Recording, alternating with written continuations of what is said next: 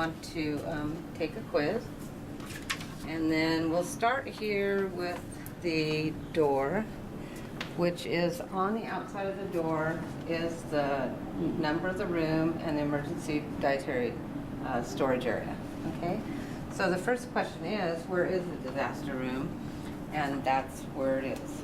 So the key is key number 417. Administration has a key, the charge nurses have a key, dietary and maintenance have a key, because this door is always locked. So if you had a disaster, you'd need to be able to find someone with a key. Okay? So then we'll come in here.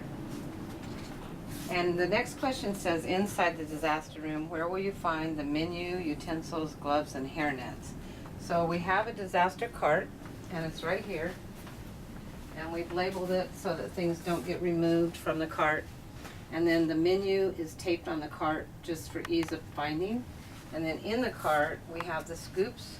We have your thermometer, a can opener, gloves, hairnets, and then some chopping in case you have to puree something, and some alcohol swabs. And then if you take a look at the binder, inside the binder here, and you'll have to look over this way, it has the menu also. It has an inventory, and then it has the menu by day. And the reason this is important for you guys to know is that it has how to prepare the items for the day, and your scoop sizes and portion sizes. Okay? So, in this book also is the key to the barbecue. So the barbecue is located behind the laundry room, and it looks like that. And then there's a padlock, and here's a key to the padlock, and then instructions on how to use the barbecue. Because when you have a disaster menu and a plan, you're really planning to not have a way to heat the food inside the facility. And then on here is a picture of the diets and the patients. So if you needed to know if somebody was a puree and if they had any food allergies, you would look at this. We're also going to have another copy of it put in this binder for you guys to know. So then this reason that this is on a cart is you might have to take this out to the barbecue. So you'd be able to wheel the whole thing right out to the barbecue. All right, so then question number 3 is, what is the amount of food this facility prepares for? And you prepare here for 200. So this is highlighted for you guys. And the reason you're having this in-service is because real often the disasters happen like really early in the morning or late at night, and dietary is not always here.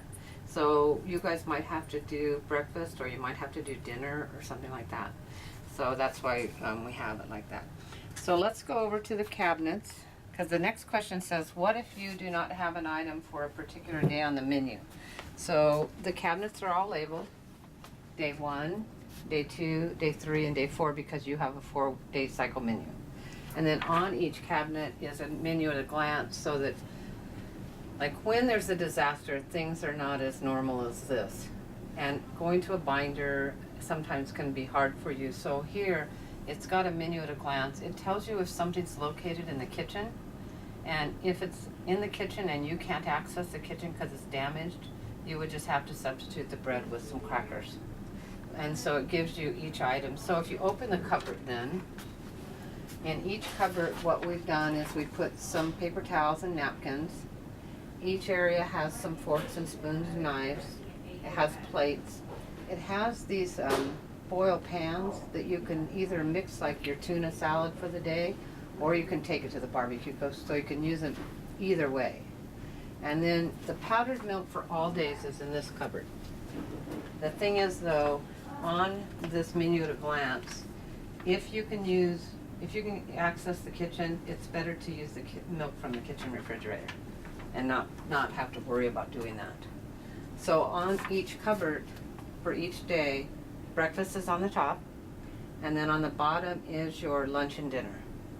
So you would know that you have this and that. And then it says, one of the questions says, like, what if you open the cupboard and there weren't any cornflakes in this cupboard, and it says it's cornflakes? You would just go to the next day, because your menu is the nutrient analysis is done for the week, not the day. So you're safe to just go like, okay, this doesn't even have any cereal in it. I'm gonna go to day 2 and just start with day 2 and forget about day 1. That way people don't get so stressed out worrying about, you know, having what they need to have.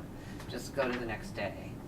And per your policy, which is here, I have it here, the state requires a 7-day. JCO requires 4. So you have excess food here to make up for the whole 7 days.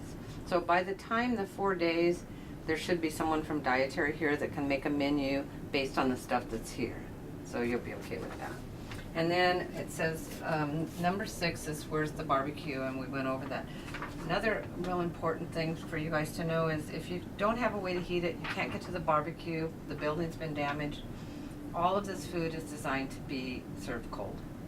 So it's not gonna taste as great cold, but it's not gonna hurt anybody. So let's say you can't heat the sloppy joes, it's just gonna be cold. So it's not gonna hurt anything. And then every cabinet has your pans, and it has some foil and some saran wrap and things like that. So do you have any questions? How often are they going to rotate that list of children's Well, dietary needs? what we're going to do is there is a means to pull it off of the computer weekly or anytime a diet changes. So what Rosetta's going to do with the help of Bob is access it in the computer, make a copy, and replace it into that binder anytime a diet changes, or because she knows when a diet changes, or and it'll be put in that book. So it won't always be that picture because that's not totally clear to people. So it'll be there, but there's a way to pull it up on the computer, and he's working with Mary Jane and Rosetta on that. And that barbecue, is it propane? Or? It is propane. And then do we store the propane tanks somewhere else? You know what? Maintenance is working on that. They're going to be stored with the barbecue. There's no reason they can't. The only time you can't do that is if the barbecue's inside the facility. It's too dangerous. But since it's outside, they can store it with the barbecue. Yeah. Okay, great. I think that's it. Great. Thank you so much.